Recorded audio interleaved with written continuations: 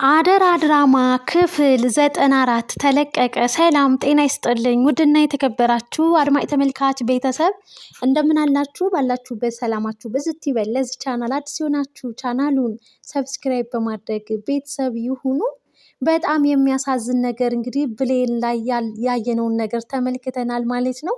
ብሌን እንግዲህ አንደበቷም ሆነ ልሳኗም ተዘግቶ እንዳለ ማንኛውም ሰውነቷ አይንቀሳቀስም ማለት ነው። በጣም ያሳዝናል።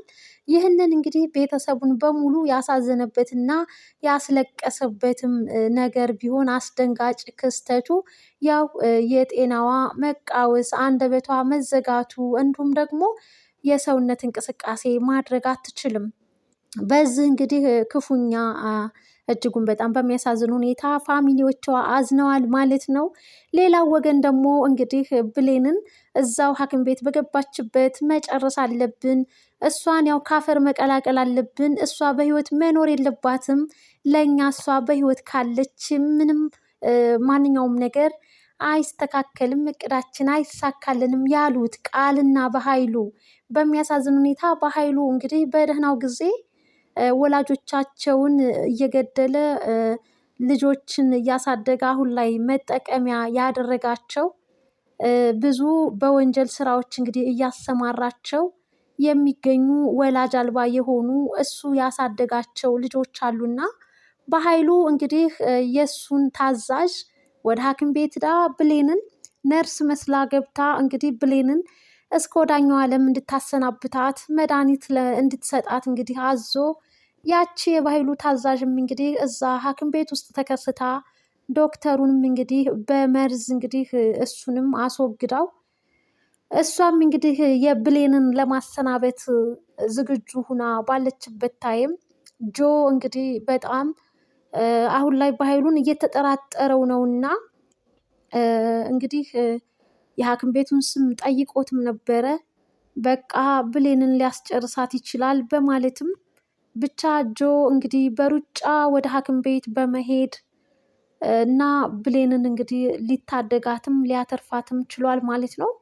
ከዛም እንግዲህ ያቺ የባህሉ ተላኪ የሆነችዋ ከሐኪም ቤት ውስጥ እንድትወጣ ጆ ካደረገ በኋላ እሷም እንግዲህ ከግቢ ውጩና ለባህሉ ስልክ እየደወለችለት በኃይሉና ቃል እንግዲህ ችርስ እየተባባሉ የደስታ እያሉ እየሳቁ ብሌን በቃ ባይ ባይ ሂዳለች፣ ለነገ ለቀብር ጥቁር ልብስ ማዘጋጀት አለብን እያለ ይህ ጨካኝ የእህቱን ልጅ እንግዲህ እስከ ወደኛው ዓለም ለማሰናበት እንዲሁም ተሰናበተችልኝ ብሎ የተደሰተው በኃይሉ ደስታውን ከቃል ጋር አብረው እየጠጡ እንግዲህ ደስታቸውን በመጠጥ እየገለጹም ነበረ። ስልክ ደውላ የኔ አንበሳ እያለ እያደናነቃት ባለበት ታይም በኃይሉ አልሞተችም አልገደልኳትም በማለት ደስታውን ንጥቅ የሚያደርግ መልስ ነበር የሰጠችው የእሱ ተላኪ።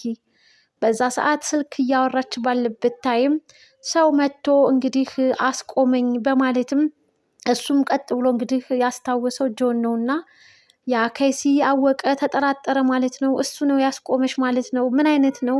እኔ አይቼው አላቅም እያለች ስለዛ ሰው ማንነት እንግዲህ በምልክት ልትናገር ስትል ጆ ቢላ አንገቷ ላይ ደቅኖ እንግዲህ የእሱ ከለር ያልሆነውን ነገር ሁሉ ቀይራ እንድትናገር ካደረገ በኋላ ጆና የበኃይሉ ተላኪ ታዛዥ የሆነችዋ መጠያየቅና ማውራት ጀመሩ። ሁለቱም ወላጅ አልባ ናቸው።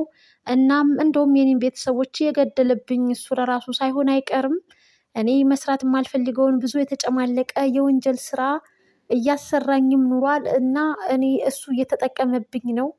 አንተም እንግዲህ የዛ አካል ልትሆን ትችላለህ። በኃይሉ ማለት ጓደኞቹን የሚከዳና ጓደኞችን የሚገል ሰው ነው እያለችም ለጆ ብዙ እንዲጠራጠርና በኃይሉ ላይ ፎከስ እንዳደርግበት ብዙ ነገሮችን አመላክተዋለች። እናም ጆ ባደረገው ነገር እየተጸጸተ ነው። ሰላምና ሳሚ የቤተሰቦች ገዳይ በሆኑልኝ እያለም እየተማጸነ ነው። እነሱ ካልሆኑ እኔ እነሱ ላይ ያሰብኩት ነገር ብሌን ላይ ያደረግኩት ነገር ራሴን ይቅር አያስብለኝም እያለም እንግዲህ በጣም ተናዶም ተበሳጭቶም እንግዲህ ተመልክተነዋል።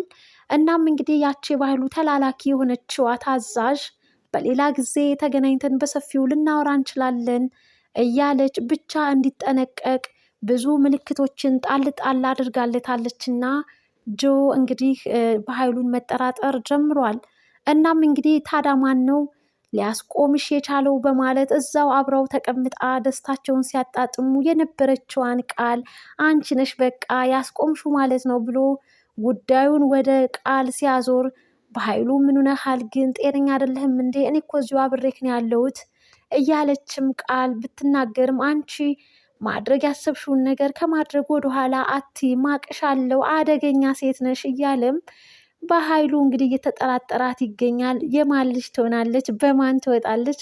በሌላ በኩል እንግዲህ ቃልና በኃይሉ አባትና ልጅ ናቸው። በጣም ያሳዝናል። ነገር ግን አይተዋወቁም። በኃይሉም ቃልን እንደ መጠቀሚያም እንዲሁም ደግሞ በስተመጨረሻ እገላታለሁ እያለ እሷም እንግዲህ ቃል በያዘችው ወረቀት ፋይሎች፣ ዶክመንቶች በኃይሉን መጠቀሚያ አደርገዋለሁ ከእኔ የሚፈልገውን ዶክመንቶች ወስጄ ስሰጠው እኔ የሚፈልጋቸውን ነገሮች ሊያደርግልኝ ይገባል እያለች ብቻ በማይታወቅ ዓለም አባትና ልጅ እየተነጋገሩ ይገኛሉ ማለት ነው። ለግድያ ለሞትም ይፈላለጋሉ እና በጣም የሚያሳዝን እና ልብ የሚያንጠለጥል እንዲሁም ደግሞ ብዙ ነገሮችን ያው ያስተምራል ይህ ድራማ ማለት ነው።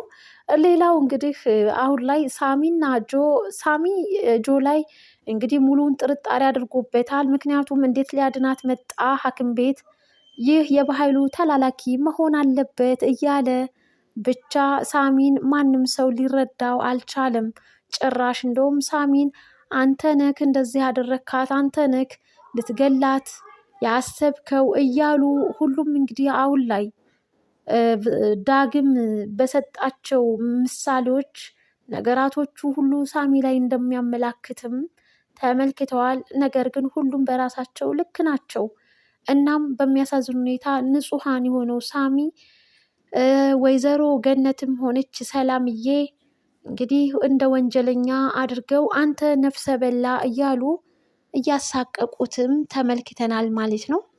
ብሌን ከሐኪም ቤት መውጣትና በቤቱና እንግዲህ እንክብካቤ አድርጉላት በቤት ውስጡና መታከም እና መዳን ትችላለች ብለው ዶክተሮች ከሐኪም ቤት እንድትወጣ አድርገዋል። ነገር ግን የት ቤት ነው የምትሄደው የሚለው ነገር ገነትም ልጄ እዛ ቤት ባትኖር ኑሮ ይህ ነገር ባልደረሰባት እናም አይቻልም ቤቴ ነው መወስዳት እያለች ሳሚ የማይታሰብ ነገር ነው። እንዴት ነው? ምክንያቱም ሰላምዬ ትክክለኛ የብሌን እናት መሆኗን የሚያውቀው ሳሚ ስለሆነ ለብሌን ያ ቤት አይመጥናትም። እዛ ቤት ውስጥ እንዴት ነው ልትድን ልትታከም የምትችለው? እባክሽን ሰላምዬ አንድ በያቸው እያለ ሳሚ እንግዲህ ቢናገርም ተሰሚነት አላገኝም። ብሌን በጣም ደብሯታል። ወደ ገነት ቤት መሄድ አትፈልግም። የምትፈልገው ወደ ሰላምዬ ቤት ነው። ይህንን ያስተዋለውና ያየው ዳግም እናትየዋን እባክሽን ተያት፣ እሷ ደስ ያለባት ቦታ ትሄድ፣ የአንቺ ቤት ጠባብ ናት በጣም እንዴት ነው በዊልቸር ተቀምጣ እንዴት ነው እሷን ልናቀናትና ልንደግፋት የምንችለው በዛች በትንሽዬ ቤት? አንቺ እኮ ተናደሽባት እንጂ ሰላምን እንግዲህ ገነት ሙልጭ አርጋ ሰርባታለች። በእርግጥ ሰላምዬ ምንም አትልሽም፣ አንቺም እውነት አለሽ። ዳግምም እንግዲህ በስተመጨረሻ ብሌን ተወስንና የት መሄድ እንዳለባት አእምሮዋ እንግዲህ ሁሉም ነገር ይሰራልና ትክክል ነውና አእምሮዋ ታዳምጠናለችምና ትሰማናለችምና እሷ የፈለገችበት ቦታ ትሂድ፣ አንቺ ጋር ወይንስ ሰላም ጋር እሷ ትምረጥ፣ እሷ በመረጠችው መስማማት አለብን በማለት እናቱን እንግዲህ አግባብቷታል ማለት ነው። ሳሚ እንግዲህ ሰላምን እንዴት ዝም ትያቸዋለሽ? እንዴት እዛ ቤት እንድትሄድ ትፈቅጃለሽ? ሲልም ምን አገባህ አንተ እያለች እንግዲህ ሁለቱም ሰላምና ገነት አንተ ነፍሰ በላ እያሉ ዳግም በተጠራጠረውና በተናገረው ነገር ሳሚን እንግዲህ ያለ ስራው እየወነጀሉት ይገኛሉ። በጣም ያሳዝናል። እናም እንግዲህ ሳሚ ይህን ሁሉ ነገር ሊያውቅ የቻለው ብሌን ስለደወለችለት ነው። እንግዲህ በሞትና በህይወት መካከል እያለች እያጣጣረች ባለችበት ታይም ደውላ ነው የደረሰላት እና ይህንን እውነታ የሚያውቁት ሳሚና ብሌን ብቻ ናቸው። ሳሚን ማንም የሚረዳው ሰው የለም።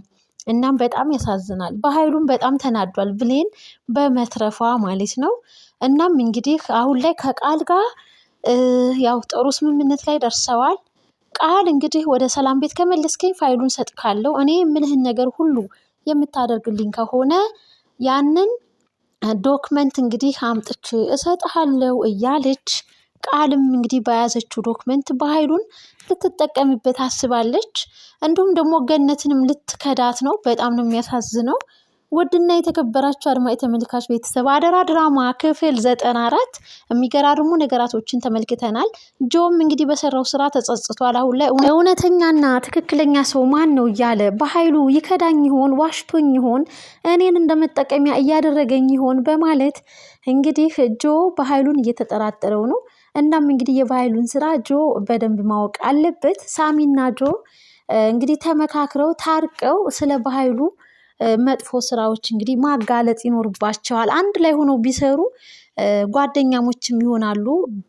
ጆና ሳሚ ብዙ የተበላሹ ነገሮችም መጽዳት ይችላሉ ማለት ነው። ይህ ሊሆን የሚችለው በኃይሉ ምን አይነት ወንጀለኛና ጭራቅ ሰው እንደሆነ በደንብ ተደርጎ ሲታወቅ ነው።